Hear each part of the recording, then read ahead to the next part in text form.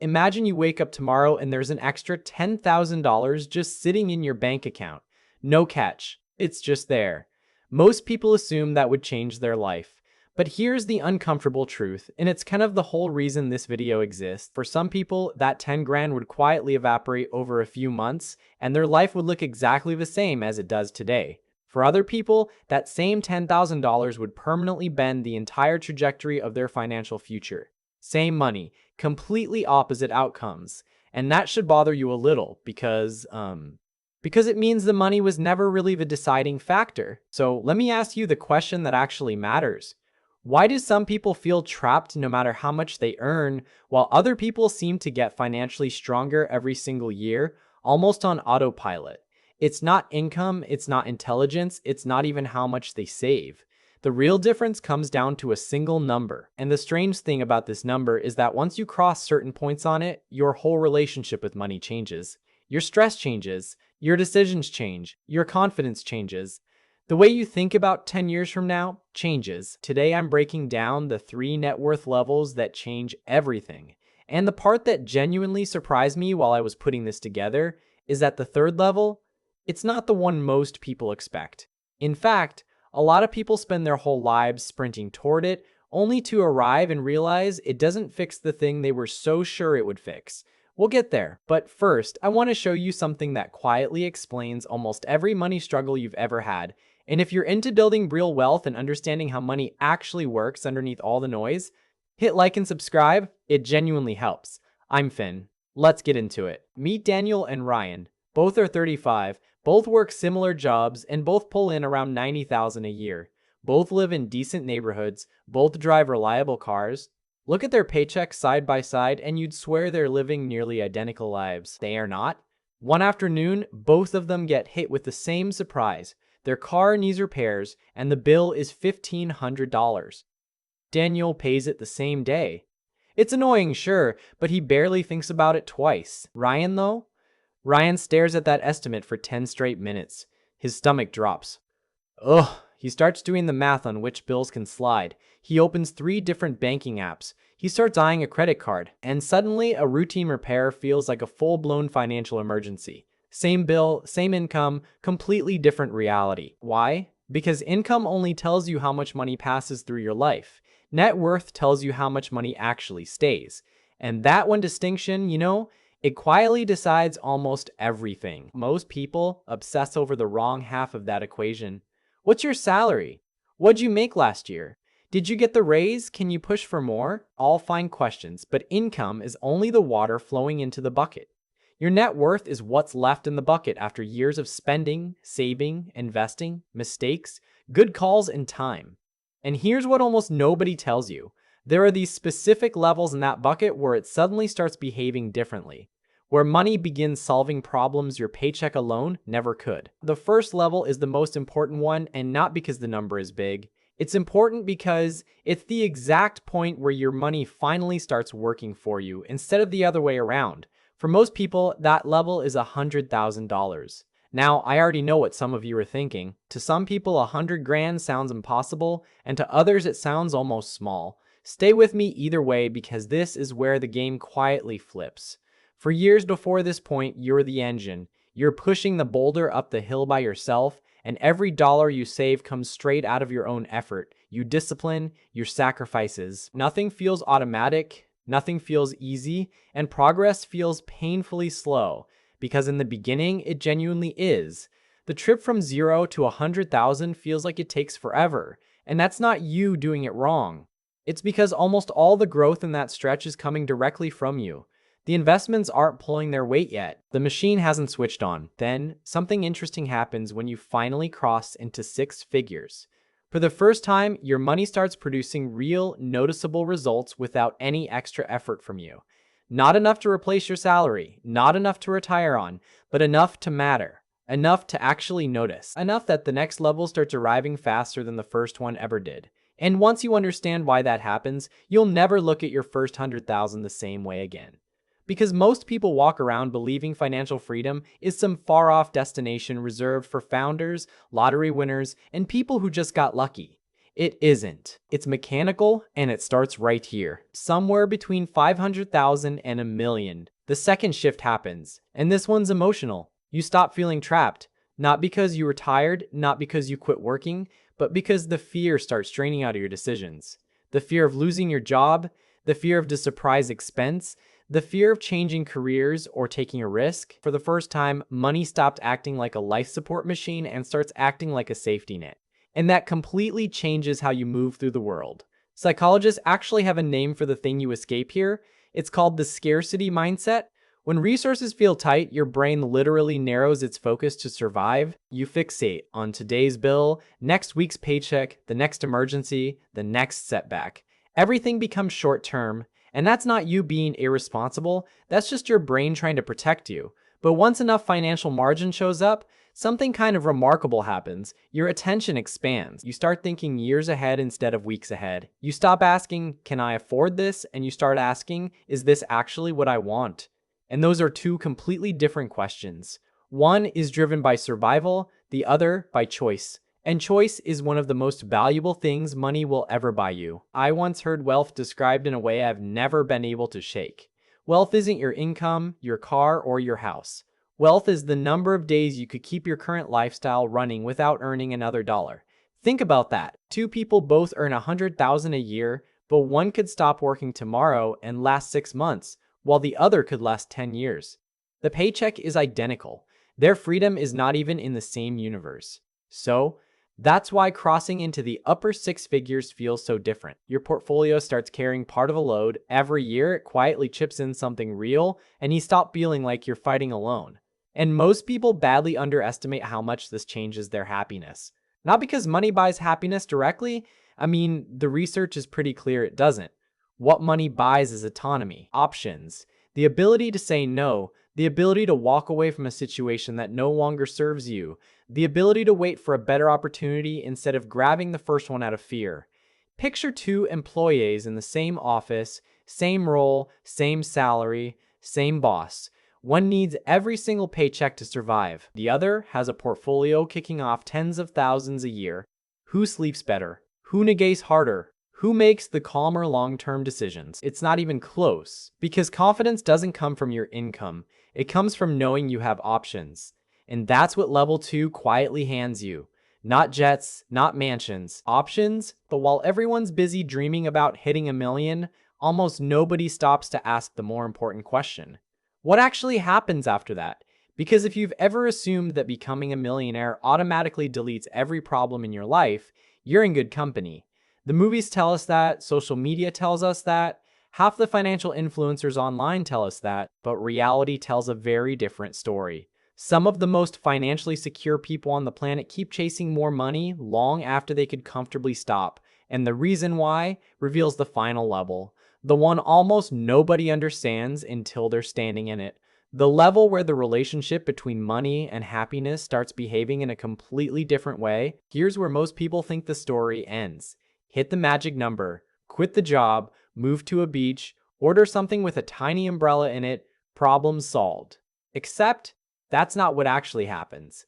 Because level 3 was never really about retirement. It's about ownership of your time, and those are two very different things. The moment your investments can realistically cover your lifestyle, something strange happens inside your head. For the first time since you became an adult, every hour of your day stops belonging to somebody else. You don't wake up because an alarm demands it. You don't sit through meetings because a paycheck requires it. You don't stay in jobs, cities, or situations just because leaving would be financially dangerous. You stay because you choose to. That sounds like a small difference. It is not, it's enormous.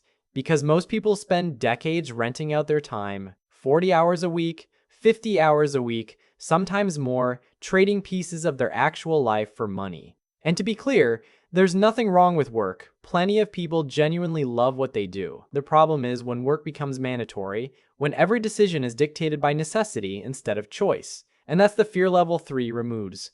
The fear that your survival depends on you continuing to sell your hours. And here's the twist nobody sees coming. Once that fear disappears, people expect permanent happiness to show up right behind it. And it usually doesn't.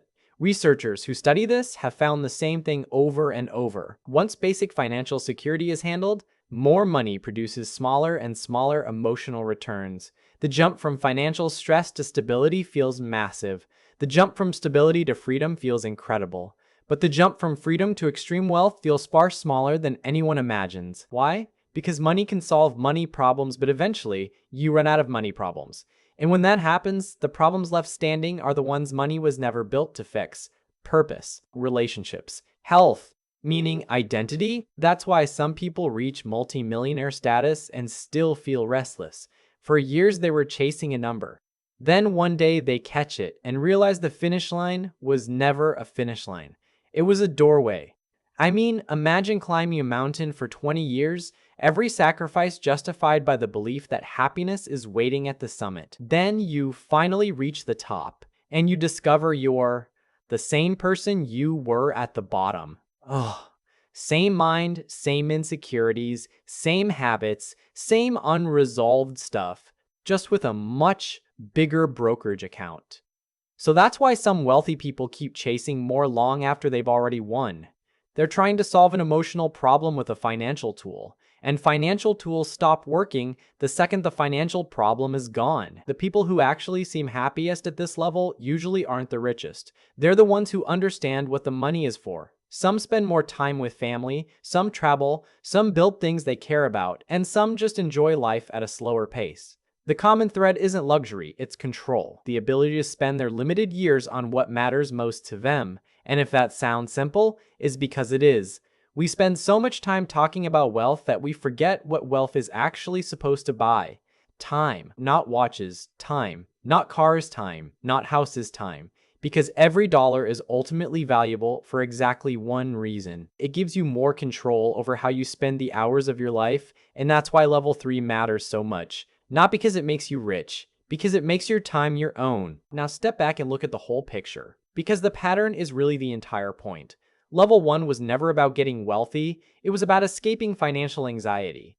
Level 2 was never about luxury, it was about creating options. And level 3 isn't really about money at all. It's about freedom. The freedom to decide what happens next. The freedom to wake up on a Monday and realize you don't have to do a single thing you don't want to do. And once that clicks, you start seeing wealth completely differently. Not as a scoreboard, not as a status symbol, but as a tool for building a life that actually feels good to live in. And this is where a lot of people quietly lose the plot.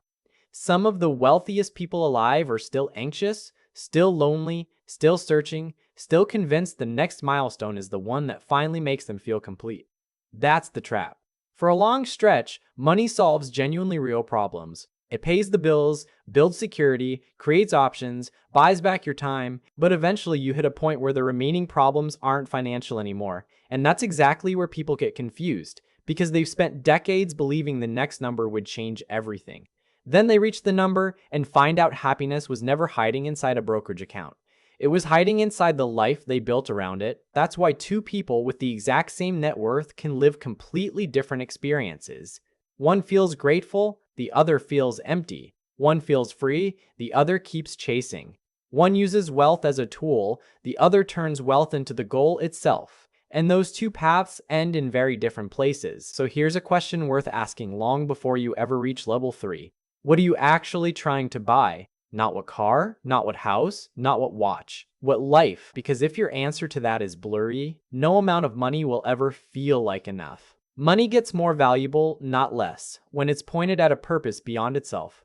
Maybe that purpose is more time with family. Maybe it's travel. Maybe it's starting something of your own. Maybe it's helping people. Or maybe it's just waking up without an alarm and owning your whole day. The specifics don't really matter. What matters is that the money serves the life and not the other way around. And that's why these 3 levels are so powerful. They aren't really levels of wealth. They're levels of freedom. Level 1 gives you peace of mind. Level 2 gives you options. Level 3 gives you control over your time. And notice, none of that requires a private jet, a mansion, or impressing strangers. The things that actually improve your life turn out to be almost embarrassingly simple. Peace of mind, options, time. That's the whole list. And here's the encouraging part. The part I really want you to hear. You don't have to reach level 3 before your life starts changing. Most people picture wealth as a finish line, But in reality, the benefits start showing up way earlier than that. The first time an emergency doesn't feel like a disaster. The first time you realize you don't have to tolerate a bad situation. The first time you notice your investments earned more in a single month than they used to earn in a whole year. Those moments matter because they're proof you're moving in the right direction. The first 10,000 feels different. The first 50,000 feels different. The first 100,000 feels different.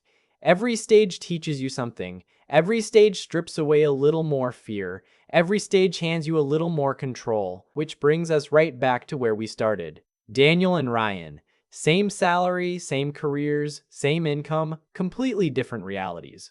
Because income decides how much money enters your life, but net worth decides how much freedom stays in it. And over a long enough run, that one difference changes nearly everything. So the question was never whether you'll be a millionaire by tomorrow. The real question is much simpler. What's the next level you're working toward right now?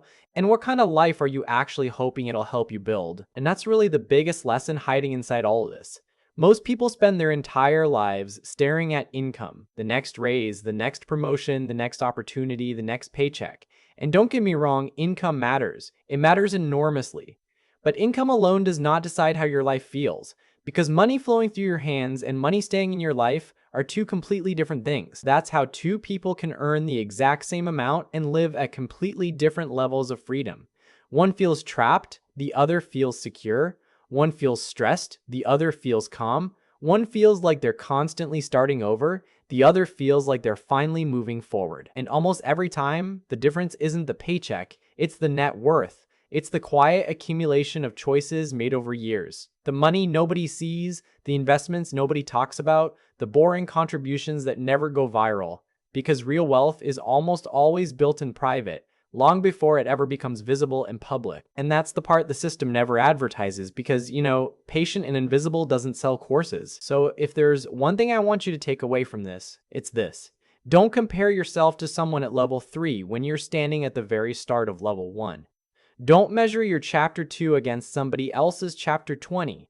Just focus on the next line, the next milestone, the next level, because wealth isn't built in dramatic leaps. It's built through consistency, through patience, through years of small decisions that feel almost meaningless in the moment, but turn out to be life-changing over time. And one day, you'll glance back and notice the level that once felt impossibly far away is now sitting comfortably behind you. The climb never feels dramatic while you're in it, but the results eventually become impossible to ignore. Most people wildly overestimate what they can do in a year and badly underestimate what they can do in a decade. That's why wealth looks sudden from the outside, but almost never feels sudden while you're the one building it. So let me leave you with the real question, the one that started this whole thing. Which of these 3 levels are you working toward right now? And more importantly, what life are you trying to buy with it? Drop it in the comments, I read them. And if this gave you a different way to look at your own money, hit like and subscribe. It genuinely helps the channel grow and pushes it in front of the people who need to hear it. I'm Finn. Thanks for watching, and I'll see you in the next one.